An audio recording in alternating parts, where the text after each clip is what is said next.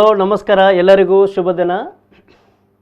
ದಶಮ ಸಂಭ್ರಮದ ಆವಿಷ್ಕಾರ ಯೋಗ ಮತ್ತು ಎನ್ಎಫ್ಐ ಡೀಮ್ಡ್ ಬಿ ಯೂನಿವರ್ಸಿಟಿ ಆಯೋಜಿಸುವಂತಹ ಅಂತಾರಾಷ್ಟ್ರೀಯ ಯೋಗ ದಿನದ ಪ್ರಯುಕ್ತ ನಡೆಯುವಂತಹ ಯೋಗಾರೋಗ್ಯ ಜ್ಞಾನಾಮೃತ ಕಾರ್ಯಕ್ರಮದ ಇವತ್ತಿನ ಕಾರ್ಯಕ್ರಮಕ್ಕೆ ಎಲ್ಲರಿಗೂ ಆತ್ಮೀಯವಾದಂತಹ ಸ್ವಾಗತ. ಇವತ್ತು ನಾವು ಯೋಗ ಸಾಧಕರೊಟ್ಟಿಗೆ ಸಂವಾದ ಕಾರ್ಯಕ್ರಮ ಮಾಡ್ತಾ ಇದ್ದೀವಿ. ಇವತ್ತು ನಮ್ಮೊಟ್ಟಿಗಿರುವಂತಹ ಯೋಗ ಸಾಧಕರು ಯೋಗರತ್ನ ಶ್ರೀ ಗೋಪಾಲಕೃಷ್ಣ ದೇಲಂಪಡಿ ಸರ್. ಇವರನ್ನು ಕಾರ್ಯಕ್ರಮಕ್ಕೆ ಮೊದಲನೇದಾಗಿ ನಾನು ಆತ್ಮೀಯವಾಗಿ ಸ್ವಾಗತಿಸ್ತಾ ಇದ್ದೀನಿ ಸರ್. ನಮಸ್ತೆ. ನಮಸ್ತೆ ಟು ಆಲ್. ಎಸ್ ವೀಕ್ಷಕರೇ, ನಾನು ಯಾವಾಗಲೂ ಹೇಳೋದುಂಟು, ಯೋಗಶಾಸ್ತ್ರದಲ್ಲಿ ಹಠಯೋಗ ಪ್ರದೀಪಿಕಾ ಅನ್ನೋ ಗ್ರಂಥದಲ್ಲಿ ಒಂದು ಉಲ್ಲೇಖ ಬರುತ್ತೆ. ಯೋಗದ ಬಗ್ಗೆ ಎಷ್ಟು ಮಾತನಾಡಿದ್ರು, ಎಷ್ಟು ಡಿಬೇಟ್ ಮಾಡಿದ್ರು, ಎಷ್ಟು ಚರ್ಚೆ ಮಾಡಿದ್ರು, ಎಷ್ಟು ವೇಷ ಹಾಕಿದ್ರು, ಯೋಗ ಯಾರಿಗೂ ಸಿದ್ಧಿಸುವುದಿಲ್ಲ. ಯೋಗ ಸಿದ್ಧಿಸುವುದು ಯಾರಿಗೆ ಅಂತ ಹೇಳಿದರೆ ಯೋಗವನ್ನು ಅಭ್ಯಾಸ ಮಾಡಿದವರಿಗೆ ಮಾತ್ರ ಅಂತೇಳಿ. ಅದಕ್ಕೆ ನಿದರ್ಶನವಾಗಿರುವಂತಹ ವ್ಯಕ್ತಿ ಇವತ್ತಿನ ಅತಿಥಿ ಶ್ರೀ ಯೋಗರತ್ನ ಗೋಪಾಲಕೃಷ್ಣ ದೇಲಂಪಡಿ ಸರ್ ಅವರು. ನನಗೆ 2003ರಲ್ಲಿ ಅವರನ್ನು ಸಂಪರ್ಕಿಸುವಂತಹ ಯೋಗ ಬಂತು. ಅವರೊಟ್ಟಿಗೆ ನಾನು ಕಲಿತಿರೋಂಥ ಯೋಗಾಭ್ಯಾಸದ ವಿಚಾರವನ್ನು ಹಂಚಿಕೊಂಡಾಗ ನನಗೆ ಪ್ರೇರಣೆ ಮಾಡಿದರು. ಏನಂತ ಹೇಳಿದರೆ, ನಿನ್ನಲ್ಲಿರುವಂಥ ಪ್ರತಿಭೆಯನ್ನು ಸ್ಪರ್ಧಾ ರೂಪದಲ್ಲಿ ನಾನು ತಲುಪಿಸ್ತೀನಿ ಅಂತ ಹೇಳ್ತಾ ನನ್ನನ್ನು ಹಲವಾರು ಸ್ಪರ್ಧೆಗಳಿಗೆ ಕರ್ಕೊಂಡು ಹೋಗಿ ಯೋಗಾಸನದಲ್ಲಿ 2003, 4, 5ರಲ್ಲಿ ಸುಮಾರು ಬಹುಮಾನಗಳು ಪಡುವಾಗಿ ನನಗೆ ಮಾರ್ಗದರ್ಶನ ನೀಡಿದಂತಹ ಗುರುಗಳು. ನಾನು ಇವತ್ತು ಅವರು ಹೆಚ್ಚು ಪರಿಚಯ ಮಾಡೋದಿಲ್ಲ. ಅವರು ವೃತ್ತಿಯಲ್ಲಿ ಮಂಗಳೂರು ಮಹಾನಗರ ಪಾಲಿಕೆಯಲ್ಲಿ ಹಿರಿಯ ಆರೋಗ್ಯ ನಿರೀಕ್ಷಕರಾಗಿ ಕರ್ತವ್ಯ ನಿರ್ವಹಿಸಿ ಸ್ವಯಂ ನಿವೃತ್ತಿಯನ್ನು ಪಡೆಯುತ್ತಾರೆ. ಯೋಗ ಕ್ಷೇತ್ರದಲ್ಲಿ ಅದ್ಭುತವಾದಂತಹ ಸಾಧನೆಯನ್ನು ಮಾಡಿದ್ದಾರೆ. ಯಾಕೆಂತ ಹೇಳಿದರೆ ಅವರ ಬಾಯಿಂದಲೇ ಮತ್ತೆ ನಾನು ಕೇಳ್ತೀನಿ. ರಾಷ್ಟ್ರೀಯ ಮತ್ತು ಅಂತಾರಾಷ್ಟ್ರೀಯ ಮಟ್ಟದಲ್ಲಿ ಯೋಗಾಸನ ಸ್ಪರ್ಧೆಯ ರೆಫ್ರಿಯಾಗಿ, ತೀರ್ಪುಗಾರರಾಗಿ ತಮ್ಮ ಕರ್ತವ್ಯ ನಿರ್ವಹಿಸ್ತಾನೆ ಇದ್ದಾರೆ ಈಗಲೂ ಸಹ. ವಿಶೇಷವಾಗಿ ಸಾವಿರಾರು ಮಂದಿ, ಲಕ್ಷಾಂತರ ಜನರಿಗೆ ಯೋಗ ಶಿಕ್ಷಣವನ್ನು ನೀಡಿದಂತಹ ಗುರು. ಈಗ ಎಷ್ಟೋ ಮಂದಿ ಯೋಗದಲ್ಲಿ ವೃತ್ತಿಪರರಾಗಿ ತುಂಬ ಮಂದಿ ಯೋಗದಲ್ಲಿ ಬಂದಿದ್ದರೂ ಸಹ ಸುಮಾರು ವರ್ಷಗಳ ಹಿಂದೆಯೇ, ಯಾಕೆಂದರೆ ನಿಮ್ಮ ಡಿಸ್ಪ್ಲೇ ನಿಮಗೆ ಕಾಣಿಸ್ತದೆ, ಅವರು ಎಷ್ಟು 1982ರಲ್ಲಿ ಯೋಗ ತರಬೇತಿ ನೀಡಿದಂತಹ ಡಾಕ್ಯುಮೆಂಟ್ರಿ ಸಹ ಈಗ ಇದೆ. ಅಂತಹ ಒಂದು ಅದ್ಭುತ ಯೋಗ ಗುರು ಒಟ್ಟಿಗೆ ಇವತ್ತು ಸಂವಾದ ಮಾಡುವಂಥ ಅವಕಾಶ ಸಿಕ್ಕಿದೆ. ಎಸ್ ಸರ್, ನಾನು ನಿಮಗೆ ಮೊದಲನೇದಾಗಿ ಕೇಳುವಂತಹ ಪ್ರಶ್ನೆ ಸರ್, ಯೋಗಕ್ಕೆ ನಿಮಗೆ ಆಸಕ್ತಿ ಬಂದಂತಹ ದಾರಿ ಏನು ಸರ್? ಎಲ್ಲರಿಗೂ ಸಹ ವಂದನೆಗಳು. ಬಹುಶಃ ಇವರಿಗೆ ಕೇಳಿದ ಪ್ರಶ್ನೆಗೆ ಉತ್ತರ, ನಾನು ಸುಳ್ಯ ಸರಕಾರಿ ಶಾಲೆಯಲ್ಲಿ ಓದ್ತಾ ಇದ್ದೆ, ಪ್ರಾಥಮಿಕ ಮತ್ತು ಪ್ರೌಢಶಾಲೆಯಲ್ಲಿ. ಹಾಗೆ ನನಗೆ ಪ್ರಾಥಮಿಕ ಪ್ರೌಢಶಾಲೆ ಇದ್ದಾಗ ಅಕಸ್ಮಾತಾಗಿ ಒಮ್ಮೆ ನನ್ನ ಪೂಜ್ಯ ಗುರುಗಳಾದ ಪುಟ್ಟಪ್ಪ ಜೋಶಿಯವರ ಭೇಟಿಯಾಯಿತು. ಹಾಗೆ ಅವರು ಸ್ವಲ್ಪ ಯೋಗದ ಬಗ್ಗೆ ಎಲ್ಲ ಮಾಹಿತಿ ಹೇಳ್ತಾ ಇದ್ರು. ನನಗೆ ಆಗಾಗಲೇ ಸ್ವಾಮಿ ವಿವೇಕಾನಂದ, ಪರಮಹಂಸ ಇಂಥದ್ದೆಲ್ಲ ನಮ್ಮ ಮನಸ್ಸಲ್ಲಿ ತುಂಬ ಬೇರೂರಿತ್ತು ಮೈಂಡಲ್ಲಿ. ಇವರು ಆ ಸಮಯದಲ್ಲಿ ಭೇಟಿಯಾದಾಗ ಅವರು ನಿತ್ಯ ಕೆಲವು ಯೋಗದ ಭಂಗಿಗಳನ್ನು, ಯೋಗದ ಪ್ರಕಾರಗಳನ್ನು, ಯೋಗದ ವಿನ್ಯಾಸಗಳನ್ನು ಪ್ರಾತ್ಯಕ್ಷದ ಮೂಲಕ ಪ್ರದರ್ಶಿಸಿದರು.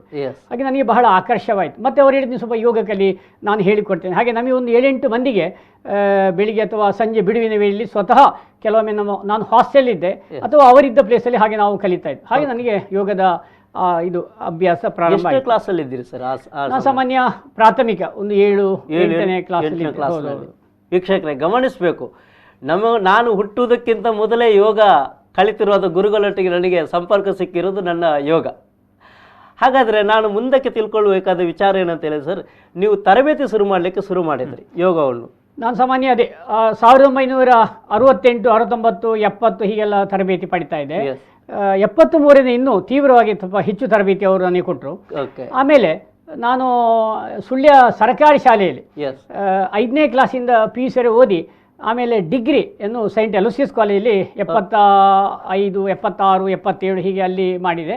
ಆ ಟೈಮಲ್ಲಿ ಒಂದು 200 ಗುರುಗಳು, ವಿಟ್ಲ ಚಿದಾನಂದ್ ಅಂತೇಳಿ, ಹಾಗೆ ಅವರು ಸಹ ನಮಗೆ ಯೋಗದ ಅಡ್ವಾನ್ಸ್ ಪೋಸ್ಟರ್ಸ್, ಕಠಿಣ ಭಂಗಿಗಳ ಪರಿಚಯ ಎಲ್ಲ ಆಯಿತು. ಹಾಗೆ ಅಲ್ಲಿ ಸಹ ನಾನು ತರಬೇತಿ ಕೊಟ್ಟೆ. ಮತ್ತು ನಮ್ಮ 2ನೇ ಗುರುಗಳು ಒಮ್ಮೆ ಹೇಳಿದರು, ನೀನು ಇಷ್ಟೆಲ್ಲ ಯೋಗ ಮಾಡ್ತೀಯಲ್ಲ, ಸ್ವಲ್ಪ ತರಬೇತಿ ಕೊಡು ಅಂತ ಹೇಳಿದರು. ಹಾಗೆ 1983ರಲ್ಲಿ ಮಂಗಳಾದೇವಿ ಲಯನ್ಸ್ ಕ್ಲಬ್ ಮುಖಾಂತರ ಮಂಗಳಾಂಬೆಯ ಎದುರು ಆ ರಾಮಸರನ ಹೇಳುವಲ್ಲಿ ನನ್ನ ಪ್ರಥಮ ಉಚಿತ ಯೋಗ 1983ರಲ್ಲಿ ನಾನು ಪ್ರಾರಂಭ ಮಾಡಿದೆ. ಹಾಗೆ ಈಗ ಸಹ ನಿರಂತರವಾಗಿ ಆಗ್ತಾ ಇದೆ. ಎಸ್ ವೀಕ್ಷಕರೇ, ಸುದೀರ್ಘವಾದಂತಹ ಯೋಗ ಶಿಕ್ಷಣದ ನೀಡಿದಂಥ ಅನುಭವ ಸರ್ ಹತ್ರ ಇದೆ. ಯಾಕೆಂತ ಹೇಳಿದರೆ ಅವರು ಎಲ್ಲ ರೀತಿಯ ಜನರನ್ನು ನೋಡಿದ್ದಾರೆ, ಎಲ್ಲ ರೀತಿಯ ಕ್ಷೇತ್ರಗಳಿಗೆ ಯೋಗ ಶಿಕ್ಷಣವನ್ನು ನೀಡಿದ್ದಾರೆ. ಅವರು ಆಗಲೇ ಹೇಳಿದ ರೀತಿಯಲ್ಲಿ ಶೈಕ್ಷಣಿಕವಾಗಿ ಅವರ ಸಂತ್ ಅಲೋಸಿಯಸ್ ಕಾಲೇಜಿನಲ್ಲಿ ಅಧ್ಯಯನ ಮಾಡುವಾಗಲೇ ಯೋಗ ಶಿಕ್ಷಕರಾಗುವ ಯೋಗ ಸಿಕ್ಕಿತ್ತು. ಮತ್ತು ಆರೋಗ್ಯ ಇಲಾಖೆಯಲ್ಲಿ ಕೆಲಸ ಮಾಡುವ ಅವಕಾಶ ಸಿಕ್ಕಿದ್ರು ಯೋಗವನ್ನು ತಲುಪಿಸಲಿಕ್ಕೆ ಅವರದೇ ಆದಂಥ ಸಮಯವನ್ನು ಕೊಡ್ತಾ ಆ ದಿವಸಗಳಲ್ಲಿ ಯೋಗ ತರಬೇತಿ ನೀಡ್ತಾ ಇದ್ರು ಸರ್. ಸರ್ ಈಗಿನ ಪರಿಸ್ಥಿತಿಗೆ ನಿಮ್ಮ ಯೋಗದ ಶಿಕ್ಷಣ ಹೇಗೆ ಸಿಗ್ತಾ ಉಂಟು ಜನರಿಗೆ?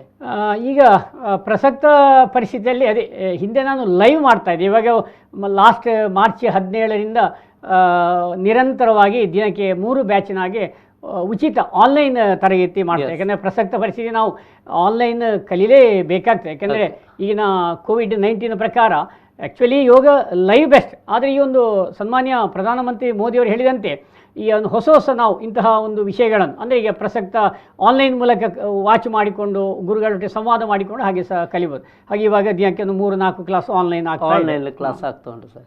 ಎಸ್ ಸರ್, ನನಗೆ ನಿಮ್ಮ ಜೀವನದ ಅನುಭವದಲ್ಲಿ ಕೇಳಲೇಬೇಕಾದಂತಹ ಒಂದು ಕ್ವಶನ್ ಇದೆ. ನಾನು ನಿಮ್ಮ ಏಜ್ ಕೇಳಲಿಕ್ಕೆ ಹೋಗೋದಿಲ್ಲ, ಆದರೆ ಆರೋಗ್ಯ ದೃಷ್ಟಿಯಲ್ಲಿ ನೀವು ಇಷ್ಟರ ತನಕ ಯಾವುದಾದ್ರೂ ಸಂದರ್ಭದಲ್ಲಿ ನಿಮ್ಮ ಆರೋಗ್ಯದಲ್ಲಿ ವ್ಯತ್ಯಾಸ ಆದದ್ದು ಅಂತ ಅನಿಸಿತ್ತಾ?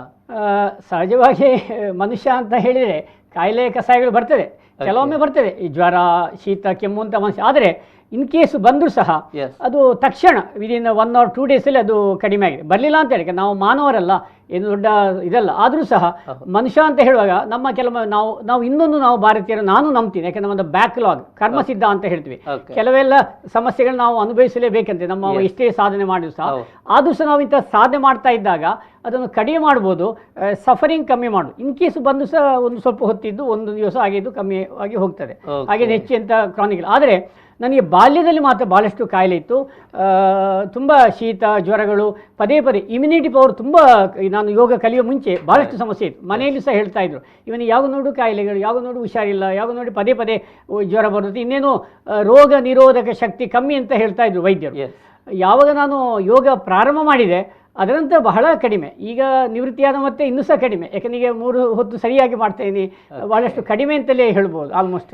ಎಸ್ ವೀಕ್ಷಕರೇ, ನಮಗೆ ಇಮ್ಯುನಿಟಿ ಅನ್ನುವಂಥ ಶಬ್ದ ಇತ್ತೀಚೆಗೆ ಮಾತ್ರ ಪ್ರಚಲಿತಲ್ಲಿದೆ. ಆದರೆ ನಾವು ಗಮನಿಸಬೇಕು, ಮನೆಯಲ್ಲಿರುವಂಥ ಮಕ್ಕಳಿಗೆ ಆಗಾಗ ಶೀತ ಆಗ್ತಾ ಇದೆ, ಜ್ವರ ಬರ್ತಾ ಇದೆ, ಸರಿಯಾಗಿ ಹಸಿವು ಆಗ್ತಾ ಇಲ್ಲ, ಮಕ್ಕಳು ಊಟ ಮಾಡೋದಿಲ್ಲ ಅಂತ ಹೇಳಿದರೆ ಅವರ ಹತ್ರ ರೋಗ ನಿರೋಧಕ ಶಕ್ತಿಯ ಕೊರತೆ ಇದೆ ಅಂತ ಅರ್ಥ. ಅದರಿಂದಾಗಿ ಇನ್ಫೆಕ್ಷನ್ಗೆ ಸಂಬಂಧವಾದ ಕಾಯಿಲೆಗಳು ಬರ್ತಾ ಇದೆ. ಎಷ್ಟೋ ಮಂದಿ ಯೋಗದಿಂದ ಅದಕ್ಕೆ ಪ್ರಕೃತಿದತ್ತವಾದ ಪರಿಹಾರವನ್ನು ಪಡ್ಕೊಂಡಿದ್ದಾರೆ. ಬಹುಶಃ ಸರದ ಅನುಭವಗಳು ಅಲ್ಲಿ ಬಹಳ ಸ್ಪಷ್ಟವಾಗಿ ಹೇಳ್ತಾ ಉಂಟು. ಯೋಗಾಭ್ಯಾಸ ನನ್ನ ಜೀವನದಲ್ಲಿ ಆ ರೀತಿಯ ಇನ್ಫೆಕ್ಷನ್ಸ್ಗೆ ಸಂಬಂಧಪಟ್ಟ ಸಮಸ್ಯೆಯಿಂದ ಹೊರಗೆ ಬಂದ ಎಷ್ಟೋ ಮಂದಿ ರನ್ನಿಂಗ್ ನೋಸ್, ಯಾವಾಗಲೂ ಶೀತ ಆಗದಿರೋದು, ಯಾವಾಗಲೂ ಸೀಣ್ತಾ ಇರ್ತಾರೆ. ಅಂತಹ ಸಮಸ್ಯೆಗಳು ಜನಸಾಮಾನ್ಯರಲ್ಲಿ ಇವತ್ತಿಗೂ ಕಾಡ್ತಾ ಇದೆ. ಅದಕ್ಕೆ ಪರಿಹಾರ ಸರ್, ನನಗೆ ಗೊತ್ತಿರುವ ಹಾಗೆ ನೀವು ಕೊಟ್ಟಂತಹ ಇನ್ನೊಂದು ದೊಡ್ಡ ಕಾಂಟ್ರಿಬ್ಯೂಷನ್ ಅಂತ ಹೇಳಿದರೆ ಹಲವಾರು ಯೋಗ ಪ್ರತಿಭೆಗಳನ್ನು ಸ್ಪರ್ಧಾ ರೂಪದಲ್ಲಿ ಪ್ರಪಂಚಕ್ಕೆ ಪರಿಚಯಿಸಿದ್ರಿ. ಅದರ ನಿಮ್ಮ ಅನುಭವ ಆ ಒಂದು ವೇ ಸರ್? ನಾನು ಸಾಮಾನ್ಯ 1998ರಲ್ಲಿ ಕೆಲವು ಯೋಗ ಗುರುಗಳು ಮತ್ತು ನನಗೆ ಬೆಂಗಳೂರಿನೆಲ್ಲ ಸಂಪರ್ಕ ಆಯಿತು. ಅಲ್ಲಿ ವಿಶೇಷವಾಗಿ ಡಾಕ್ಟರ್ ನಿರಂಜನ ಮೂರ್ತಿ ಆಗಲಿ ಅಥವಾ ಇನ್ನು ಬೇರೆ ಬೇರೆ ಯೋಗ ಸಾಧಕರು ನನಗೆ ದೂರವಾಣಿ ಮೂಲಕ ಅಥವಾ ಪತ್ರ ಬರೀತಾ ಇದ್ದರು. ಆಗ ನಾನು ನಗರ ಪಾಲಿಕೆಯಲ್ಲಿ ಸೀನಿಯರ್ ಹೆಲ್ತ್ ಇನ್ಸ್ಪೆಕ್ಟರ್ ಆಗಿದೆ. ಆಗ ನನಗೆ ನಗರ ಪಾಲಿಕೆಗೆ ಲೆಟ್ರ್ ಬರ್ತಾಯಿದ್ದು ಕಮಿಷನಿಗೆ, ನೋಡಿ ಇಂಥವ್ರು ಇದ್ದಾರೆ ನಿಮ್ಮ ಕಚೇರಿಯಲ್ಲಿ, ಅವ್ರನ್ನ ಯೋಗದ ಸ್ಪರ್ಧೆಗೆ ಅನುವು ಮಾಡಿಕೊಡಿ, ಅವರನ್ನು ರೆಫ್ರಿ ಆಗಿ ಆಯ್ಕೆ ಮಾಡಿದ್ದೇವೆ ಅಂತೇಳಿ.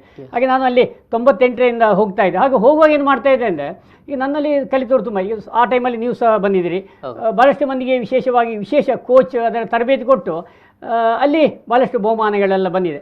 ಆದರೆ ಗಮನಿಸಿ ಬಂದ ವೇಳೆ ಇಲ್ಲಿ ಯೋಗ ಸರ್ಕಸ್ ಅಲ್ಲ, ಮ್ಯಾಜಿಕ್ ಅಲ್ಲ, ಅದರ ಅರ್ಥವೇ ಬೇರೆ ಇದೆ. ಜೀವಾತ್ಮ ಪರಮಾತ್ಮ ಐಕ್ಯ ಅವಸ್ಥಾ ಅಂತೇಳಿ ಶಾಂಡಿಲ್ಯ ಉಪನಿಷತ್ತಲ್ಲಿ. ಆದರೂ ಸಹ ಈಗ ಇನ್ನಷ್ಟು ಅವೇರ್ ಆಗಬೇಕು, ಇನ್ನಷ್ಟು ಜಾಗೃತಿ ಆಗಬೇಕು, ಅರಿವು ಮೂಡಬೇಕು ಹೇಳೋ ಉದ್ದೇಶ ನಾವು ಈ ಮಕ್ಕಳಿಗೆ ನಾವು ಸ್ಪರ್ಧೆಗೆ ಭಾಗವಹಿಸೋದು. ಯಾಕೆಂದರೆ ಮಕ್ಕಳು ಒಮ್ಮೆ ಕಲ್ತಾರೆ, ಅವ್ರಿಗೆ ಮತ್ತೆ ವರ್ಷ ಹೋಗ್ತಾ ಹಾಗೆ ಸುಲಭ ಆಗ್ತದೆ. ಹಾಗೆ ನನ್ನಿಂದ 1998ರಿಂದ ಈ ಸ್ಪರ್ಧಾ ಒಂದು ಪ್ರತಿ ವರ್ಷ ಅಲ್ಲಲ್ಲಿ ಎಲ್ಲೆಲ್ಲಿ ಆಗ್ತಾ ಇದೆ, ಅಥವಾ ನನಗೆ ಎಲ್ಲಿ ಜಡ್ಜಸ್ ಆಗಿ ಕರೀತಾರೆ ಅದಕ್ಕೂ ಸಹ ಭಾಗವಹಿಸ್ತಾ ಇದ್ದೆ. ಮತ್ತು ಆಸಕ್ತ ಮಕ್ಕಳನ್ನು ತುಂಬ ಮಂದಿ ನಾನು ಕರ್ಕೊಂಡು ಹೋಗಿದ್ದೇನೆ. ಖಂಡಿತ ಅವರು ಎಷ್ಟೋ ಮಂದಿ ಮಕ್ಕಳಿಗೆ ಪ್ರೇರಣೆ ನೀಡಿದ್ದಾರೆ. ಮಾತ್ರ ಅಲ್ಲದೆ ಸ್ವತಃ ತಮ್ಮ 2 ಮಕ್ಕಳನ್ನು ಆ ಸಂದರ್ಭದಲ್ಲಿ ಯೋಗದ ಕ್ಷೇತ್ರದಲ್ಲಿ ತುಂಬಾ ತೊಡಗಿಸ್ಕೊಂಡಿದ್ರು. ಕಿರಣ್ ಮತ್ತು ಕಿಶನ್ ದೇಳಂಪಾಡಿ ಅಂತ 2 ಮಕ್ಕಳಿದ್ದರು. ಈಗ ಒಬ್ಬರು ವೈದ್ಯರಾಗಿ ವೃತ್ತಿ ಮಾಡ್ತಾ ಇದ್ದಾರೆ, ಇನ್ನೊಬ್ಬರು ಬ್ಯಾಂಕಿಂಗ್ ಕ್ಷೇತ್ರದಲ್ಲಿ ಜರ್ಮನಿಯಲ್ಲಿ ಉದ್ಯೋಗದಲ್ಲಿದ್ದಾರೆ. ಅಂತಹ ಅದ್ಭುತವಾದ ಪ್ರತಿಭೆಗಳು ನಮ್ಮ ಪ್ರಪಂಚಕ್ಕೆ ಕೊಟ್ಟಿರ್ತಾರೆ. ಸರ್, ನಾನು ಈಗ ಕೇಳಬೇಕಾದ ಇನ್ನೊಂದು ಪ್ರಶ್ನೆ ಏನಂತ ಹೇಳಿದರೆ, ಪ್ರಸ್ತುತ ಪರಿಸ್ಥಿತಿಯಲ್ಲಿ ಈಗ ಹಿರಿಯರು ತುಂಬ ಮಂದಿ ಯೋಗದ ಬಗ್ಗೆ ಆಸಕ್ತಿನ ವಹಿಸ್ತಾರೆ, ಅವ್ರಿಗೆ ಯೋಗಾಸನ ಮಾಡಲಿಕ್ಕೆ ಆಗೋದಿಲ್ಲ. ಅಂಥ ಸಂದರ್ಭದಲ್ಲಿ ಅವರಿಗೆ ಯಾವ ರೀತಿಯ ಯೋಗದ ಅಭ್ಯಾಸಗಳನ್ನು ನೀವು ಅಳವಡಿಸಿಕೊಳ್ಬೋದು? ಒಳ್ಳೆಯ ಪ್ರಶ್ನೆ ಕುಶಲ್. ಯಾಕೆಂದರೆ ಇತ್ತೀಚಿನ ಆಧುನಿಕ ಜೀವನ ಶೈಲಿ ಅದರಲ್ಲಿ ಈ ಕೊರೋನಾ 19 ಹೊರಗಡೆ ಓಡಾಡಲಿಕ್ಕೆ ಆಗ್ತಾ ಇಲ್ಲ, ಅಡ್ಡಾಡಲಿಕ್ಕೆ ಆಗ್ತಾ ಇಲ್ಲ. ಈಗ ಕೊನೆ ಪಕ್ಷ ಮನೆಯಲ್ಲಿ ಇದ್ದುಕೊಂಡು ಕೆಲವು ಚಟುವಟಿಕೆ. ಇಲ್ಲಿ ನಮ್ಮ ಉದ್ದೇಶ ಇಷ್ಟೇ, ವೈದ್ಯರು ಹೇಳ್ತಾರೆ ಯಾವುದಾದ್ರು ಒಂದು ಫಿಸಿಕಲ್ ಆ್ಯಕ್ಟಿವಿಟಿ ಬೇಕು, ಅಥವಾ ವಾಕಿಂಗ್ ಆಗಲಿ, ಜಿಮ್ ಆಗಲಿ, ಅಥವಾ ಇನ್ನೇನೋ ದೈಹಿಕ ಚಟುವಟಿಕೆ ಆಗಲಿ, ಯೋಗ ಆಗಲಿ, ವ್ಯಾಯಾಮ ಆಗಲಿ. ಈಗ ಹೊರಗಡೆ ಹೋಗಿ ಪಕ್ಕ ಜಿಮ್ ಎಲ್ಲ ಮಾಡಲಿಕ್ಕೆ ಅಥವಾ ವಾಕಿಂಗ್ ಸಹ ಕೆಲವೊಮ್ಮೆ ಕಷ್ಟ ಆಗ್ತದೆ ಈ COVID-19 ಇರುವ ಕಾರಣ. ಅದಕ್ಕೆ ಕೊನೆಯ ಪಕ್ಷ ಮನೆಯಲ್ಲೇ ಅವರಿಗೆ ಸಾಧ್ಯವಾದ ಏನಿಲ್ಲದು ಪರಸ್ಪರ ಬೆಳೆದ ಚೇರ್ಲಿ ಕೂತಾರು ಸ್ಟ್ರೆಚಿಂಗ್ ದ ಬೋತ್ ಹ್ಯಾಂಡ್ಸ್ ಇಂಥದ್ದೆಲ್ಲ ಸಿಂಪಲ್ ಐಟಮ್ ಮಾಡ್ಬೋದು. ಮತ್ತು ನಾವೆಂತ ಹೇಳಿದ್ರೆ ಕೆಲವು ಮಲಗಿಕೊಂಡು ಉತ್ತೀತ ಏಕಪಾದಾಸನ, ಬದ್ಧ ಕೋಣಾಸನ ಮಾಡ್ಬೋದು. ಮತ್ತು ಇನ್ನೂ ತೀರಾ ಕಷ್ಟ ಆದರೆ ಮುದ್ರೆಗಳು ಮಾಡ್ಬೋದು. ಮತ್ತು ಸಣ್ಣ ಸಣ್ಣ ಪ್ರಾಣಾಯಾಮ, ಧ್ಯಾನ ಮಾಡ್ಬೋದು. ಈಗ ಆರಂಭದಲ್ಲಿ ಯೋಗ ಕಲಿಯುವಾಗ ತೀರಾ ಸರಳದ್ದು ಕಾಣಬೇಕು. ಈಗ ನೀವು ಹೇಳಿದಾಗೆ ವಯಸ್ಸಾದವರು ಸಹ ಮಾಡ್ಬೋದು. ಯಾಕೆಂದರೆ ಅಲ್ಲಿ ಹಠಯೋಗ ಪ್ರದೀಪಿಕೆಯಲ್ಲಿ ಸ್ವಾತ್ಮಾರಾಮ ಋಷಿಗಳು ಹೇಳ್ತಾರೆ, ಯುವ ವೃದ್ಧೋತಿ ವೃದ್ಧೋವ ವ್ಯಾಧಿತೋ ದುರ್ಬಲೋಪಿವ ಅಭ್ಯಾಸಾತ್ ಸಿದ್ಧಿಮಾಪ್ನೋತಿ ಸರ್ವ ಯೋಗೇಶ್ಚ ತಂದಿತ. ಇಲ್ಲಿ ಯೋಗವನ್ನು ಯುವಕರು, ಮುದುಕರು, ವಿಕಲಚೇತನರು, ಎಲ್ಲ ವಯೋಮಾನರು, ಮಕ್ಕಳು ಸಹ ಮಾಡ್ಬೋದು. ಆದರೆ ಅವರಿಗೆ ಅವರದ್ದೇ ಆದ ಡಿಸೈನ್ ಇದೆ. ಆದ ಕಾರಣ ವಯಸ್ಸಾದವರು ಸಹ ಮಾಡ್ಬೋದು. ಆದರೆ ಮಾಡಬೇಕಾದ್ರೆ ಕೆಲವು ಸಮಸ್ಯೆ ಇದ್ದರೆ ಅದಕ್ಕೆ ಸಂಬಂಧಪಟ್ಟದ್ದು ಮಾಡಬಾರ್ದು. ಒಮ್ಮೆ ಗುರುರೊಟ್ಟಿಗೆ ಸಂವಾದ ಮಾಡಿ ಅವರು ಯಾವ ಯೋಗ ಮಾಡಬೇಕು, ಯಾವ ಆಸನ ಮಾಡಬೇಕು, ಮತ್ತು ಕೊನೆಯ ಪಕ್ಷ ಮುದ್ರೆ ಮಾಡ್ಬೋದು. ಮುದ್ರೆಗಳು ಬಹಳ ಸಹಕಾರಿ ಆಗ್ತವೆ. ಒಮ್ಮೆ ಗುರುಮುಖಿಯನ್ನು ಕಲಿತು ವಯಸ್ಸಾದವರಿಗೆ ಮುದ್ರೆ ಸಹ ಮಾಡಬಹುದು. ಓಕೆ. ಎಸ್ ವೀಕ್ಷಕರೇ, ಯೋಗ ಅನ್ನುವಂಥದ್ದು ಯಾರಿಗೆ ಒಂದು ಸೀಮಿತವಾದ ವರ್ಗಕ್ಕೋ, ಸೀಮಿತವಾದ ಜನಾಂಗಕ್ಕೋ, ಸೀಮಿತವಾದ ದೇಶಕ್ಕೋ ಇರುವಂಥ ವಿದ್ಯೆ ಇಲ್ಲ. ಪ್ರಪಂಚಕ್ಕೆ ಒಪ್ಪಿಕೊಂಡಿರುವಂಥ ವಿದ್ಯೆ. ಅದಕ್ಕೆ ಯಾವುದೇ ರೀತಿಯ ಭೇದ ಭಾವ ಇಲ್ಲ. ಗಂಡು ಹೆಣ್ಣು ಭೇದ ಭಾವ ಇಲ್ಲ, ಧರ್ಮದ ಭೇದ ಭಾವ ಇಲ್ಲ, ಜಾತಿಯ ಭೇದ ಭಾವ ಇಲ್ಲ, ದೇಶದ ಭೇದ ಭಾವ ಇಲ್ಲ. ಅಂತಹ ಯೋಗಾಭ್ಯಾಸ ನಾವು ಪ್ರತಿಯೊಬ್ಬರು ತಿಳ್ಕೊಳ್ಬೇಕು, ಅಭ್ಯಾಸ ಮಾಡಬೇಕು. ಯಾಕೆಂತ ಹೇಳಿದರೆ ಇವತ್ತಿನ ದಿನದಲ್ಲಿ ನಮಗೆ ಬಹಳ ಸರಳವಾಗಿ ಮತ್ತು ಯಾವುದೇ ರೀತಿಯ ಖರ್ಚು ವೆಚ್ಚವಿಲ್ಲದೆ ಅನುಷ್ಠಾನ ಮಾಡಲಿಕ್ಕೆ ಆಗಬಹುದಾದಂತಹ ಒಂದು ಅದ್ಭುತವಾದ ವಿದ್ಯೆ ಏನಂತ ಹೇಳಿದರೆ ಅದು ಯೋಗ ವಿದ್ಯೆ ಅಂತೇಳಿ ಇವತ್ತು ಪ್ರಪಂಚನ ಒಪ್ಪಿಕೊಂಡಿದೆ. ಇಂಥ ಈ ವಿಚಾರದಲ್ಲಿ ಸರ್ನ ಅನುಭವ ಮತ್ತು ಅವರ ಇನ್ನೂ ವಿಚಾರಗಳು, ಅವರು ಈಗಾಗಲೇ ಮುದ್ರೆಗಳ ಬಗ್ಗೆ ಹೇಳಿದರು. ನಾನು ಅವರ ಹತ್ರ ಇನ್ನೊಂದಷ್ಟು ಮುದ್ರೆಗಳು ಯಾವುದು ಮಾಡ್ಬೋದು ಅಂತ ನಾವು ಅವರ ಹತ್ರ ಚರ್ಚೆ ಮಾಡೋ. ಅದರ ಮಧ್ಯದಲ್ಲಿ ಒಂದು ಚಿಕ್ಕ ವಿರಾಮ.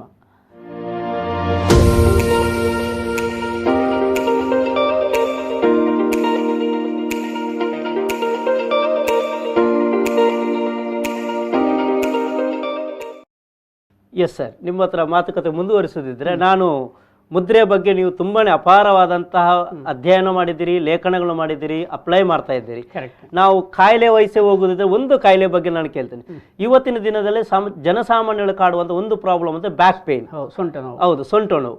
ಈ ಸೊಂಟ ನೋವಿಗೆ ಮುದ್ರಾ ಚಿಕಿತ್ಸೆಯಲ್ಲಿ ಯಾವ ರೀತಿಯ ಪರಿಹಾರ ಸಿಗುತ್ತೆ? ಒಳ್ಳೆಯ ಪ್ರಶ್ನೆ, ಕುಶಲ ಇದು. ನಾನು ಸಾಮಾನ್ಯ ಒಂದು 38 ವರ್ಷದಿಂದ ಯೋಗ ಅಭ್ಯಾಸ ಮಾಡ್ತಾ ಇದ್ದೆ. ಅಂದರೆ ಅಷ್ಟಾಂಗಗಳ ಬಗ್ಗೆ ಎಲ್ಲ. ಆದರೆ ನನಗೆ ಈ ಮುದ್ರೆ ಬಗ್ಗೆ ಎಲ್ಲ ಆರಂಭದಲ್ಲಿ ಅಷ್ಟು ನಂಬಿಕೆ ಸಹ ಆಗ್ತದ ಇಲ್ಲೋ ಹಾಗೆಲ್ಲ ಇತ್ತು. ಒಂದು 20 ವರ್ಷ ನಂತರ ನನಗೆ ಅಕಸ್ಮಾತ್ ಮಾಡೋಣ ಅಂತ ಆಯ್ತು. ಮತ್ತು ಕೆಲವೆಲ್ಲ ಲೇಖನ ಓದುವಾಗ, ಕೆಲವು ಸಾಧಕರು ಹೇಳುವಾಗ, ಹಾಗೆ ನಾನು ಒಂದು 20 ವರ್ಷ ನಂತರ ಸ್ಟಾರ್ಟ್ ಮಾಡಿದೆ. ಮತ್ತು ನಮ್ಮ ವಿದ್ಯಾರ್ಥಿಗಳು ಕೆಲವು ತಲೆನೋವಿಗೆ, ಬ್ಯಾಕ್ ಪೇನ್ ಕೆಲವು ಮುಂದೆ ಅದು ಬಹಳ ಪರಿಣಾಮಕಾರಿ ಆಯಿತು. ಈಗ ತಾವು ಕೇಳಿದಂತೆ ಸೊಂಟ ನೋವು, ಬೆನ್ನು ಬರಲಿಕ್ಕೆ ಹಲವಾರು ಕಾರಣ. ನಮ್ಮ ಲೈಫ್ ಸ್ಟೈಲ್, ತಪ್ಪಾದ ನೀರು, ಅದೆಲ್ಲ ಸ್ವಲ್ಪ ನಾವು ಸರಿಪಡಿಸಬೇಡಿ. ಒಂದು ಕುರ್ಚಿಯಲ್ಲಿ ಕೂತ್ಕೊಳ್ಳೋ, ನೆಟ್ಟ ಕೂತ್ಕೊಳ್ಬೇಕು. ಈಗ ಬೆಳಗಿಂದ ಸಂಜೆವರೆಗೆ ಆನ್ಲೈನ್ ತರಗತಿಗಳು ಜಾಸ್ತಿ. ಈ ತುಂಬ ಹೊತ್ತು ದೀರ್ಘ ಪ್ರಯಾಣ ಮಾಡುವಾಗ, ತುಂಬ ಹೊತ್ತು ಕೂತ್ಕೊಳ್ಳುವಾಗ ಸಹಜವಾಗಿ ಕಡ. ಅದಕ್ಕೆ ಕೆಲವು ಸ್ವಲ್ಪ ಜೀವನ ಶೈಲಿಯನ್ನು ಉತ್ತಮಪಡಿಸಿಕೊಂಡು, ಸ್ವಲ್ಪ ಉತ್ತಮವಾದಂಥ ಆಹಾರದ ವ್ಯವಸ್ಥೆಯನ್ನು ಸರಿ ಮಾಡಿಕೊಂಡು, ಮುದ್ರಾ ಯೋಗದಲ್ಲಿ ಅವರು ಪ್ರಾಣ ಮುದ್ದೆ ಮಾಡಬೇಕು. ಹೆಬ್ಬೆರಳು, ಕಿರುಬೆರಳು, ಉಂಗುರ ಬೆರಳಿನ ಸ್ಪರ್ಶ ಭಾಗಕ್ಕಿಟ್ಟು ಇದೊಂದು ಚಾರ್ಜ್ ಆಗಲಿ, ಫಸ್ಟ್ ಒಂದು ಚಾರ್ಜ್ ಆಗಲಿಕ್ಕೆ ಪ್ರಾಣ ಮುದ್ರೆ. ಆಸಕ್ತರು ಮಂತ್ರ ಹೇಳ್ಬೋದು. ಓಂ ಹಿರಣ್ಯ ಗರ್ಭಾಯ ನಮಃ, ಓಂ ಹಿರಣ್ಯ ಗರ್ಭಾಯ ನಮಃ ಅಂತೇಳಿ ಇದು ಆರಂಭದಲ್ಲಿ ಚಾರ್ಜ್ ಆಗಲಿಕ್ಕೆ. ಮತ್ತೆ ಸೊಂಟ ನೋವು, ಬೆನ್ನು ಕಮ್ಮಿ ಆಗಲಿಕ್ಕೆ ಮೇರುದಂಡ ಮುದ್ರೆ ಅಂತ ಉಂಟು. ಅಂದರೆ ಬಲ ಕೈಯ ಹೆಬ್ಬೆರಳು ಮತ್ತೆ ಮಧ್ಯದ ಬೆರಳು ಮತ್ತೆ ಈ ರೀತಿ 3 ಬೆರಳು ಮಡಿಸಬೇಕು. ಗಮನಿಸಿ ಬಂಧುಗಳೇ, ಇದು ಬಲ ಕೈ, ಇದು ಹೆಬ್ಬೆರಳು, ಕಿರುಬೆರಳು, ಮಧ್ಯದ ಬೆರಳು. ಎಡ ಕೈ ಇದು ತೋರು ಬೆರಳಿನ ಉಗುರಿನ ಮೇಲೆ. ಇದಕ್ಕೆ ಮೇರುದಂಡ ಮುದ್ರೆ ಅಂತ ಹೇಳ್ತೇವೆ. 6 ನಿಮಿಷದಾಗೆ 3 ಬಾರಿ ಮಾಡಬೇಕು. ಯಾಕಂದ್ರೆ ಇದಕ್ಕೆ ತುಂಬ ಅರ್ಥ ಇದೆ. ಇದು ನಮ್ಮ ಸ್ಪೈನಲ್ ಕಾರ್ಡ್ ಸ್ಟ್ರೈಟ್ ಆಗಲಿಕ್ಕೆ, ಅದು ಅದರ ಸಮಸ್ಯೆಗಳನ್ನು ದೂರೀಕರಿಸಲಿಕ್ಕೆ. ಆಮೇಲೆ ವಾಯು ಶೂನ್ಯ ಮಾಡಬೇಕು. ಅಂದರೆ ತೋರು ಬೆರಳು, ಮಧ್ಯದ ಬೆರಳನ್ನು ಮಾಡಿಸ್ಬೇಕು. ಅಂದರೆ ತೋರು ಬೆರಳು ವಾಯು ತತ್ವ, ಗುರುಗ್ರಹ. ಆಮೇಲೆ ಇದು ಮಧ್ಯದ ಬೆರಳು ಶನಿ ಗ್ರಹ, ಹಾಗೆ ಇದು ಆಕಾಶ ತತ್ವ, ಇದರ ಮೇಲೆ ಬೆಂಕಿ. ಈ ರೀತಿ ಅಂದರೆ ಅಗ್ನಿ ತತ್ವ, ಅಂದರೆ ಮೇಷರಾಶಿ, ಶುಕ್ರಗ್ರಹ, ಹೆಬ್ಬೆರಳು. ಈಗ ಇಟ್ಟುಕೊಂಡಿಗೆ ಮಂತ್ರ ಹೇಳಬೇಕು. ರಾಮ್ ರಾಮಃ, ರಾಮ್ ರಾಮಃ. ಇದು ಆಸಕ್ತರು ಹೇಳ್ಬೋದು, ಕಡ್ಡಾಯ ಅಲ್ಲ. ಯಾರಿಗೆ ಮಂತ್ರ ಬೇಡ ಅವರು ಖಾಲಿ ಮುದ್ರೆ 10ರಿಂದ 10 ನಿಮಿಷದಾಗೆ ಒಂದು 2 ಬಾರಿ ಮಾಡಿದರೆ ಒಳ್ಳೆಯದು. ಮತ್ತು ಇನ್ನೊಂದು ವಿಶೇಷ ಮುದ್ರೆ ಇದೆ, ಭುವನೇಶ್ವರಿ ಮುದ್ರೆ ಅಂತೆ. ಬೆನ್ನುಮೂಳೆಯ ಅಧಿದೇವತೆ ಭುವನೇಶ್ವರಿ ತಾಯಿ. ಬಹುಶಃ ನೀವು ಗಮನಿಸಿರೋದು ಮೈಸೂರು ದಸರಲ್ಲಿ ಭುವನೇಶ್ವರಿ ಆರಾಧನೆ, ರಾಜ ಮಹಾರಾಜ ಎಲ್ಲ ಭುವನೇಶ್ವರಿ ಆರಾಧನೆ, ಯಾಕಂದರೆ ಯುದ್ಧಕ್ಕೆ ಹೋಗೋ ಬೆನ್ನೆಲ್ಲ ಗಟ್ಟಿ ಬೇಕಲ್ಲ, ಅದಕ್ಕೆ ಭುವನೇಶ್ವರಿ ಮುದ್ರೆ. ಹೀಗೆ 2 ಹಸ್ತವನ್ನು ಈ ವಿರುದ್ಧ ದಿಕ್ಕು ನಮಸ್ಕಾರ ಮುದ್ರೆ ಮಾಡಿ ಒಂದು 10 ನಿಮಿಷ ಮಾಡಿ ನೋಡಿ. ಈ ರೀತಿ ನಾನು ಮಾಡೋದು ನೋಡಿ, ಒಂಥರ ಸ್ಪೈನಲ್ ಕಾರ್ಡಿಗೆಲ್ಲ ಫಿಸಿಯೋಥೆರಪಿ ಆಗ್ತದೆ. ಆಮೇಲೆ ಬ್ಯಾಕ್ ಎಲ್ಲ ವೀಲ್ ಅಲೈನ್ಮೆಂಟ್ ಆದಾಗ ಹೀಗೆ ಇಟ್ಕೊಳ್ಳಿಕ್ಕೆ ಮಂತ್ರ ಹೇಳಿದ ಒಳ್ಳೆಯದು. ಓಂ ಐಂ ಹ್ರೀಂ ಶ್ರೀಂ ಭುವನೇಶ್ವರಿಯೈ ನಮಃ ಅಂತೇಳಿ ಈ ಮಂತ್ರ 108 ಬಾರಿ, ಕಷ್ಟ ಆದರೆ 16, 32, 64, 108 ಹೇಳ್ಬೋದು. ಇದಿಷ್ಟು ಸೊಂಟ ನೋವು ಬೆನ್ನು ನೋವಿಗೆ ಬಹಳ ಪರಿಣಾಮಕಾರಿ. ಮತ್ತು ಅವರು ಅದೇ ಯೋಗದಲ್ಲಿ ಸ್ವಲ್ಪ ಮಕರಾಸನ ಇತ್ಯಾದಿ ಎಲ್ಲ ಮಾಡಬೇಕು. ಅದು ಹೇಗೂ ಗುರುಗಳ ಮುಖೇನ ಸಂವಾದ. ಆದರೆ ಮುದ್ದೆಗಳನ್ನು ಯಾವ ಹೊತ್ತಿಯೂ ಮಾಡ್ಬೋದು, ಎನಿ ಟೈಮ್ ಎನಿವೇರ್, ಬೆಳಿಗ್ಗೆಯಿಂದ ರಾತ್ರಿ ಒಳಗೆ ಮುಗಿಸಬೇಕು. ಮತ್ತು ಮೆತ್ತೆ ಮಾಡಬೇಕು ಮತ್ತು ನಂಬಿಕೆಯನ್ನು ಮಾಡಬೇಕು. ನನ್ನ ಪ್ರಕಾರ ಮುದ್ದೆಗಳು ಬಹಳ ಒಳ್ಳೆಯದು. ಅದಕ್ಕೆ ಮಂತ್ರ ಹಾಕಿದರೆ ಸೌಂಡ್ ಥೆರಪಿ ಆಗ್ತದೆ. ಮುದ್ರಾ ಫಿಸಿಯೋಥೆರಪಿ, ಮಂತ್ರ ಸೌಂಡ್ ನೋಡಿ, ಒಂಥರ ಫಿಸಿಯೋಥೆರಪಿ ಆಯ್ತಲ್ಲ ಹೀಗೆ ಹಿಡಿವಾಗ. ಮತ್ತು ಇನ್ನೊಂದು ಮುದ್ರೆ ಇದೆ, ರುದ್ರ ನರಸಿಂಹ. ಇದೊಂಥರ ಕುತ್ತಿ ನೋವು, ಸ್ಪಾಂಡ್ಲೆ ಸ್ವಲ್ಪ ಇಲ್ಲೆಲ್ಲ ಕೆಲವು ದಪ್ಪ ಆಗ್ತದೆ, ನೋವಿದ್ದೋರಿಗಳು ನೋಡಿ ಈ ರೀತಿ. First we have to keep like this. ಆಮೇಲೆ ಇದೊಂಥರ ಫಿಸಿಯೋಥೆರಪಿ. ಈಗ ನರಸಿಂಹ ಮುದ್ರೆ ಹೇಳ್ತೇವೆ. ಓಂ ಹ್ರೀಂ ಶ್ರೋಂ ಲಕ್ಷ್ಮೀ ನರಸಿಂಹಾಯ ನಮಃ ಅಂತೇಳಿ ಮಂತ್ರ ಬೇಕಾದ ಹೇಳೋದು. ಮಂತ್ರ ಬೇಡ, ಹಾಗೆ ಒಂದು 10 ನಿಮಿಷ ಸಾಕು. ಅವು ಕುತ್ತಿ ನೋವು, ಸ್ಪಾಂಡ್ಲೆಸ್, ಸ್ಪೈನಲ್ ಕಾರ್ಡು, ಕಾಲು ಬೆಂಕಿ ಬರ್ತದೆ, ಉರಿ ಬರ್ತದೆ, ಮಂಡಿ ನೋವಿನ ಸಮಸ್ಯೆ ನಿಯಂತ್ರಣಕ್ಕೆ ಒಂದಿಷ್ಟು 4-5 ಮುದ್ರೆ ಮಾಡಿ ಕೊನೆಯಲ್ಲಿ ಕಡ್ಡಾಯವಾಗಿ ಪ್ರಾಣ ಮುದ್ರೆ ಮಾಡೋದು. ಇದು ಒಳ್ಳೆಯ ರಿಸಲ್ಟ್ ಉಂಟು. ಈ ವಯಸ್ಸಾದವರಿಗೆ ಅದೇನು ಮಾಡಲಿಕ್ಕೆ ಇವಾಗ ಆಗ್ತಾ ಇಲ್ಲ ಅಂಥವರಿಗೆ ಮುದ್ರೆ ಒಳ್ಳೆಯದು. ಎಸ್, ಯೋಗಾಭ್ಯಾಸ ಅಂತ ಹೇಳಿದರೆ ತಾಳ್ಮೆ. ಈ ಮುದ್ರೆಯ ಫಲಿತಾಂಶ ಬರಬೇಕಾದ್ರೆ ತಾಳ್ಮೆ ಬೇಕು. ಖಾಲಿ ಬೆರಳು ತುದಿ ಮುಟ್ಟಿದ ತಕ್ಷಣ ನಮಗೆ ಪರಿಹಾರ ಸಿಗುತ್ತೆ ಅಂತ ಹೇಳಲಿಕ್ಕೆ ಕಷ್ಟ. ಹಾಗಾದರೆ ಅಂತಹ ಅದ್ಭುತವಾದ ಮುದ್ರೆಗಳ ಬಗ್ಗೆ ಅಪಾರವಾದಂಥ ಅನುಭವ ಮತ್ತು ಅದರ ಅಪ್ಲಿಕೇಶನ್ ಸಹ ಮಾಡಿದ್ದಾರೆ ಸುಮಾರು ಮಂದಿ. ಅದರ ಅನುಭವದ ಮೇಲೆ ಹೇಳ್ತಾ ಇದೆ. ಸರ್, ನಾನು ಈಗ ನಿಮ್ಮ ಹತ್ರ ಕೇಳಬೇಕಾದಂಥ ಇನ್ನೊಂದು ಪ್ರಶ್ನೆ, ಯಾಕೆಂದರೆ ನಿಮ್ಮ ಸುದೀರ್ಘ ಯೋಗ ಶಿಕ್ಷಣ ನೀಡಿದಂಥ ವಿಚಾರದಲ್ಲಿ ಗಮನಿಸಿದರೆ ಯಾವ ರೀತಿಯ ಜನರು ಮತ್ತು ಯಾವ ರೀತಿಯ ಫಲಿತಾಂಶವನ್ನು ನೀವು ಗಮನಿಸಿದಿರಿ ಜನರೊಟ್ಟಿಗೆ? ಸಾಮಾನ್ಯವಾಗಿ ನಾನು ಈ ತರಬೇತಿ ಕೊಡುವಾಗ ಈ ಸಮಸ್ಯೆ ಇದ್ದವರಿಗೆ ನಾನು ಅವ್ರ ಜೊತೆ ಸಂವಾದ ಮಾಡ್ತೀನಿ ಆರಂಭದಲ್ಲಿ. ಡಿಸೀಸ್ ಈಗ ಸ್ವಲ್ಪ ಕ್ಯಾನ್ಸರ್ ಆಗಲಿ ಅಥವಾ ಒಬೆಸಿಟಿ ಆಗಲಿ ಅಥವಾ ಬ್ಲಡ್ ಪ್ರೆಷರ್ ಆಗಲಿ ಅಥವಾ ಸೊಂಟ ನೋವು ಬೆನ್ನು ಇದು ಬೇರೆ ಬೇರೆ. ಅದಲ್ಲಿಗೆ ಮಹಿಳೆಯರಿಗಂತೂ ಮೆನ್ಸಸ್ಸು, ಮೆನಪಸ್ಸು, ಫೈಬ್ರಾಯ್ಡ್, ಮಕ್ಕಳಾಗ್ತಾ ಇಲ್ಲ, ಬೇರೆ ಬೇರೆ ಸಮಸ್ಯೆ. ಮತ್ತು ಅವರ ಅಗತ್ಯತೆಯಲ್ಲಿ ನಾವು ವೈದ್ಯರ ತಪಾಸಣೆ ಅಥವಾ ಸೂಕ್ತ ಉಪಚಾರ ಪಡ್ಕೊಳ್ಳಿ ಹೇಳಿ ಅದರೊಟ್ಟಿಗೆ ಯೋಗವನ್ನು, ಮುದ್ರೆಯನ್ನು, ಪ್ರಾಣಾಯಾಮ, ಧ್ಯಾನ ಅಪ್ಲೈ ಮಾಡಿದಾಗ ಹೀಲಿಂಗ್ ಆಗ್ತದೆ. ಮತ್ತು ನಾವು ಅವರಿಗೆ ಹೇಳ್ತೇವೆ, ನೀವು ಫಸ್ಟ್ ಡೇ ಒಮ್ಮೆ ಟೆಸ್ಟ್ ಮಾಡಿಸಿ ಹೇಳ್ತೇವೆ. ಈಗ BP ಇದ್ದವರಿಗೆ, ಡಯಾಬಿಟಿಕ್ ಇದ್ದವರಿಗೆ ಟೆಸ್ಟ್ ಮಾಡ್ತೇವೆ.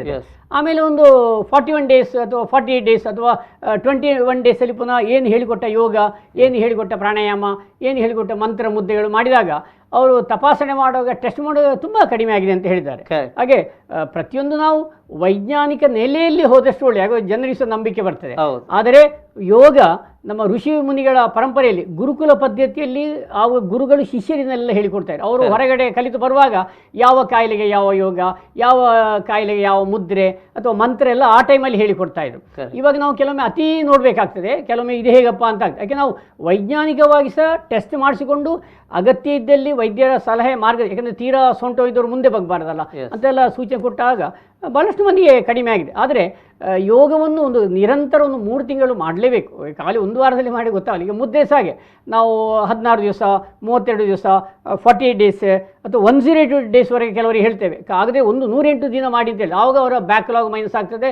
ಮಂತ್ರ ಹಾಕಿದಾಗ ದೋಷಗಳು ಪರಿಹಾರ ಆಗಿ ಮತ್ತು ಫಿಸಿಯೋಥೆರಪಿಯಾಗಿ ವರ್ಕೌಟ್ ಆಗಿ. ಯಾಕೆ ನಮ್ಮ ಕೈಯಲ್ಲಿ ಪಂಚತತ್ವಗಳಿವೆ, 12 ರಾಶಿಗಳಿವೆ, 27 ನಕ್ಷತ್ರಗಳಿವೆ, ನವಗ್ರಹಗಳಿವೆ. ಹಾಗೆ ಅದೆಲ್ಲ ಹಿಂದಿನ ಕಾಲದಲ್ಲಿ ನಮ್ಮ ಪೂರ್ವಜರು ಮಾಡಿಕೊಂಡಿದ್ದಂತಹ ಈ ವ್ಯವಸ್ಥೆ. ಯಾಕೆಂದರೆ ಇದು ಪಂಚಭೂತಗಳು, ಅದರ ಬೆರಳುಗಳು ಪ್ರತಿನಿಧಿಸ್ತಾ ಇದೆ. ನಮ್ಮ ದೇಹ ಪಂಚಭೂತ, ಪಂಚತತ್ವಗಳು, ಹಾಗೆ ಅದು ಕೆಲಸ ನಿರ್ವಹಣೆ.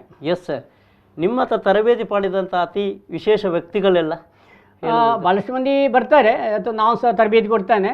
ಆದರೆ ತುಂಬ ಈಗ ಇಲ್ಲಿ ಹಿಂದಿನ ಜಿಲ್ಲಾಧಿಕಾರಿಯವರು ಕಲ್ತಿದ್ದಾರೆ. ಆಮೇಲೆ IG ಅವರು, ಪೊಲೀಸ್ ಅಧಿಕಾರಿಗಳು ಮತ್ತು ಕೆಲವು ಫಿಲ್ಮ್ ಆ್ಯಕ್ಟರ್ಸ್ ಎಲ್ಲ ಕಲ್ತಿದ್ದಾರೆ. ಉದಾಹರಣೆ ಕೋಮಲ್ ಆಗಲಿ, ಜಗ್ಗೇಶ್, ನಾನು ಕೆಲವು ಮಾಹಿತಿ ಎಲ್ಲ ಹೇಳಿದ್ದೇನೆ. ಹಾಗೆ ಕೆಲವರೆಲ್ಲ ಕಲ್ತಿದ್ದಾರೆ. ಇಲ್ಲಿ ಮುಖ್ಯ ಉದ್ದೇಶ ಅಂದರೆ ಯೋಗ ಶಿಸ್ತುಬದ್ಧವಾಗಿ ಕ್ರಮವತ್ತಾಗಿ ಉಸಿರಿನ ಗತಿಯೊಂದಿಗೆ ಮತ್ತು ನಮ್ಮ ಜೀವನ ಶೈಲಿ ಒಳ್ಬೇಕು. ನಾನು ಬೆಳಗಿಂದ ಸಂಜೆ ಹ್ಯಾಪಿ ಹಾರ್ಮೋನ್ಸ್ ಇರಬೇಕು, ಎಲ್ಲರಿಟ್ಟು ಸಮಚಿತ್ತ ಸಮಭಾವದಲ್ಲಿ ಇರಲಿಕ್ಕೆ ನಾನು ಪ್ರಯತ್ನ ಪಡಬೇಕು.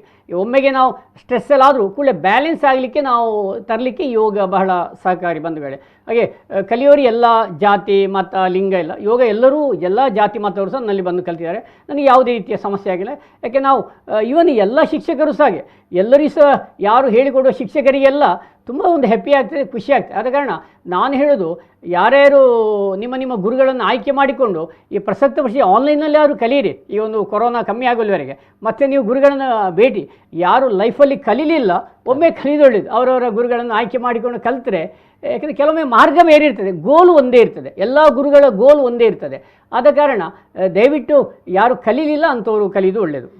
ಎಸ್ ವೀಕ್ಷಕರೇ, ಯಾಕೆ ಅಂತ ಹೇಳಿದರೆ ಯೋಗಾಭ್ಯಾಸ ಅನ್ನೋದು ಭಾರತ ಪ್ರಪಂಚಕ್ಕೆ ಕೊಟ್ಟಂಥ ಅದ್ಭುತವಾದ ಕೊಡುಗೆ. ಆದರೆ ನಮ್ಮ ಭಾರತೀಯರಿಗೆ ಅದರ ಬಗ್ಗೆ ಅರಿವಿಲ್ಲ, ಅದರ ಅನುಭವ ಇಲ್ಲ, ಅದರ ಜ್ಞಾನ ಇಲ್ಲ ಅಂತೇಳಿ ನಾವು ನಮಗೆ ನಾಚಿಕೆ ಹೊಡಬೇಕಾದಂಥ ವಿಚಾರನೂ ಹೌದು. ಇಂತಹ ಒಂದು ಅದ್ಭುತ ವಿಷಯವನ್ನು ನಮಗೆ ದೇಲಂಪಡಿ ಸರ್ ಅವರು ತಮ್ಮ ಜೀವನದ ಅನುಭವದೊಟ್ಟಿಗೆ ತಮ್ಮ ತರಬೇತಿ ಅನುಭವವನ್ನು ಹೇಳ್ತಾ ಹೋಗ್ತಾರೆ. ಮುಂದಿನ ಯೋಜನೆಗಳೇನಿದೆ ಸರ್? ಹಾಗೇನಿಲ್ಲ, ಅದೇ ನಮ್ಮದೀಗ ದೇಲಂಪಾಡಿ ಯೋಗ ಪ್ರತಿಷ್ಠಾನ ಅಂತ ಇದೆ. ಇದರಲ್ಲಿ ಹೇಗೂ ನನಗೆ ಯೋಗ ಕಲಿಸುವಾಗ ನನ್ನ ಗುರುಗಳು ಹೇಳಿದ್ದಾರೆ, ಅದರಲ್ಲಿ ಪುಟ್ಟಪ್ಪ ಜೋಶಿ, ನೋಡಿ ಇದು ಯೋಗ ಮಾರಾಟದ ಸರಕಲ್ಲ, ಗುರು ಶಿಷ್ಯರ ಪರಂಪರೆಯಾಗಿ ಬರಲಿ. ಹಾಗೆ ಎಲ್ಲರೂ ಮಾಡಬೇಕು ಅಂತಲ್ಲ, ಯಾಕೆ ನಾವು ಪ್ರತಿಯೊಂದು ಗುರುಗಳಿಗೆ ಗೌರವ ಕೊಡಬೇಕು, ಮತ್ತು ನಾವು ವಿದ್ಯೆ ಕಲಿಸಿದ ಗುರುಗಳನ್ನು ಮರಿಬಾರ್ದು. ಹಾಗೆ ನನಗೆ ಅವರೆಲ್ಲ ಹೇಳಿದ್ದಾರೆ, ಗುರುಗಳು ಕಲಿಸಿ ಹೊರಗೆ ಬರುವಾಗ ಇಂಥದ್ದೆಲ್ಲ ಉಪದೇಶ ಮಾಡಿದ್ದಾರೆ. ಪ್ರತ್ಯಾಹಾರ, ಹಾಸಿ ಇದ್ದಷ್ಟೇ ಕಾಲು ಚಾಚು, ಹಾಗೆ ಅದು ಮಾಡಿ ನಾನು ಈ ರೀತಿ ಮಾಡ್ತೇನೆ. ಹಾಗೇನಿಲ್ಲ, ಕೊನೆಯ ತನಕ ನಮ್ಮಿಂದ ಸಾಧ್ಯವಾಗುವಷ್ಟು ಸಮಾಜಕ್ಕೆ ಯೋಗ ಹೇಳಿಕೊಡೋಣ. ಈಗ ಕೋವಿಡ್-19 ಇರುವಾಗ ನನಗೆ ಬೇರೆ ಏನು ಮಾಡಲಿಕ್ಕೆ ಆಗ್ತಾ ಇಲ್ಲ, ಕೊನೆ ಪಕ್ಷ ನಾನು ಮನೆಯಲ್ಲೇ ಕೂತ್ಕೊಂಡು ಒಂದು 3 ಉಚಿತ ಆನ್ಲೈನ್ ಕ್ಲಾಸು ಮತ್ತು ಇಂಟ್ರಾಕ್ಷನ್ ಎಲ್ಲ ಮಾಡ್ತಾ ಇದ್ದೆ. ಹಾಗೆ ನಾವು ಹೇಳಿದೆ, ಈಗ ಸಾಮಾನ್ಯ ಎಲ್ಲ ಗುರುಗಳು ಹಾಗೆ, ಈಗ ನಾನು ಅಂತಲ್ಲ, ಇಲ್ಲಿ ನಮ್ಮ ದಕ್ಷಿಣ ಕನ್ನಡ ಆಗಲಿ, ಇಲ್ಲಿ ಭಾರತೀಯ ಎಲ್ಲ ಗುರುಗಳು ಸಹ ಅವರದ್ದೇ ಆದ ರೀತಿಯಲ್ಲಿ ತರಬೇತಿ ಇವಾಗ ಕೊಡ್ತಾ ಇದ್ದಾರೆ. ಅದಕ್ಕೆ ನಾವೆಲ್ಲ ಪ್ರೋತ್ಸಾಹ ಮಾಡಬೇಕು, ಹಾಗೆ ಜನರು ಸಹ ಅವರಿಗೆ ಸಪೋರ್ಟ್ ಮಾಡಬೇಕು. ನೋಡಿ, ಕುಶಲಪ್ಪ ಅವರು ಬೆಳಗಿನ ಸಂಜೆವರೆಗೆ ಬೇರೆ ಬೇರೆ ಕಡೆಗಳಲ್ಲಿ ಹೋಗ್ತಾರೆ, ಬೇರೆ ಬೇರೆ ಕಡೆ ತರಬೇತಿ ನೋಡಿ ಇಂಥ ಕಾರ್ಯಕ್ರಮ ಸಹ ಮಾಡ್ತಾ ಇದ್ದಾರೆ. ಹೇಳಿ ಇಟ್ ಈಸ್ ರಿಯಲಿ ಗ್ರೇಟ್. ಈಗ ಇಂಥ ಹಲವು ಸಾಧಕರು ನಮ್ಮಲ್ಲಿ ಇದ್ದಾರೆ ಬಂದ ವೇಳೆ, ಅದೇ ನಾವು ಅವರಿಗೆಲ್ಲ ಪ್ರೋತ್ಸಾಹ ಮಾಡಬೇಕು, ಬೆಂಬಲಿಸಬೇಕು, ಅವರಿಗೆ ಒಂಥರ ಉತ್ತೇಜನ ಕೊಡಬೇಕು. ಆದ ಕಾರಣ ಇನ್ನು ಕೊನೆಯ ಸಹ ಅಷ್ಟೇ, ನಮ್ಮ ಕೆಲಸ ಇಷ್ಟೇ, ಯೋಗ ಹೇಳಿಕೊಡೋದೊಂದೇ ಕೆಲಸ. ಬೆಳಗಿಂದ ಸಂಜೆವರೆಗೆ ಯಾರು ಡಿಸೀಸ್ ವೈಸ್ ಬರ್ತಾರೆ, ಅದಕ್ಕೆ ಬೇಕಾಗುವ ಆಸನಗಳನ್ನು ಇನ್ನಷ್ಟು ಪ್ರಚಾರ ಮಾಡಬೇಕು. ಮತ್ತು ಈಗಾಗಲೇ ನಾನು ಅಂಕಣ ಸಹ ಬರಿತಾ ಇದ್ದೀನಿ, ಮತ್ತು ಪುಸ್ತಕ ಸಹ ಒಂದು ಆಗ್ತಾ ಇದೆ. ಹಾಗೆ ಅದರ ಬಗ್ಗೆ ಹೆಚ್ಚು ಫೋಕಸ್ ಎಲ್ಲ ಮಾಡ್ತಾ ಇರ್ತೀನಿ ಅಷ್ಟೇ. ಎಸ್ ವೀಕ್ಷಕರೇ, ವಿಶೇಷವಾಗಿ ಸರ್ ಖಾಲಿ ಯೋಗಾಭ್ಯಾಸವನ್ನು ಮಾತ್ರ ಮಾಡ್ತಾ ಇಲ್ಲ, ಯೋಗದ ಜ್ಞಾನದ ಬಗ್ಗೆ ವಿಶೇಷ ಅಧ್ಯಯನ ಮಾಡೋದರೊಟ್ಟಿಗೆ ಲೇಖನವನ್ನು ಬರೆಯುತ್ತಾರೆ, ಪುಸ್ತಕಗಳನ್ನು ಪ್ರಕಟಿಸಿದ್ದಾರೆ, ಇನ್ನೂ ಪುಸ್ತಕ ಪ್ರಕಟಿಸಲಿಕ್ಕೆ ತಯಾರಿ ನಡೆಸ್ತಾ ಇದ್ದಾರೆ. ಅಂತ ಹೇಳಿದರೆ ಯೋಗ ಅವರಿಗೆ ಜೀವನೋತ್ಸವವನ್ನು ಯಾವ ರೀತಿ ಕೊಡ್ತಾ ಇದೆ ಅನ್ನುವಂಥದ್ದು ನಮಗೆ ಒಂದು ಮಾರ್ಗದರ್ಶನ, ನಮಗೆ ಒಂದು ಆದರ್ಶ. ಅಂತಹ ಅತಿಥಿ ನಮ್ಮೊಟ್ಟಿಗೆ ಇವತ್ತು ಬಂದಿರೋದಕ್ಕೆ ನಮಗೆಲ್ಲರಿಗೂ ಒಂದು ವಿಶೇಷವಾದಂಥ ಯೋಗ ಅಂತ ಹೇಳುತ್ತಾ, ದಶಮ ಸಂಭ್ರಮದಲ್ಲಿರುವಂಥ ಆವಿಷ್ಕಾರ ಯೋಗ ಮತ್ತು ಎನಪ ಡಿಮ್ಡುಮಿ ಅರ್ಪಿಸಿದಂಥ ಈ ಕಾರ್ಯಕ್ರಮದ ಅತಿಥಿಯಾಗಿ ಆಗಮಿಸಿದಂತಹ ಮತ್ತು ವೀಕ್ಷಿಸಿದಂಥ ಎಲ್ಲ ವೀಕ್ಷಕರಿಗೆ ಒಂದಿಸ್ತಾ ಕಾರ್ಯಕ್ರಮಕ್ಕೆ ಭಾಗವಹಿಸಿದ ಸರಿಗೆ ಒಂದು ಚಿಕ್ಕ ಸ್ಮರಣಿಕೆ ಸರ್. ನಮಸ್ತೆ, ಉತ್ತಮವಾದ, ಥ್ಯಾಂಕ್ ಯು. ಎಸ್ ವೀಕ್ಷಕರೇ, ನಾಳೆ ಇನ್ನೊಂದು ಅತಿಥಿಯೊಟ್ಟಿಗೆ ನಿಮ್ಮೊಟ್ಟಿಗೆ ಕಾರ್ಯಕ್ರಮವನ್ನು ಮುಂದುವರಿಸ್ತಿದ್ದೀವಿ. ಈ ದಿನದ ಕಾರ್ಯಕ್ರಮ ವೀಕ್ಷಿಸಿದ ಎಲ್ಲರಿಗೂ ಒಂದಿಸ್ತಾ ಈ ಕಾರ್ಯಕ್ರಮಕ್ಕೆ ಕೊನೆಗೊಳಿಸ್ತಿದ್ದೀನಿ. ಎಲ್ಲರಿಗೂ ಶುಭ ದಿನ.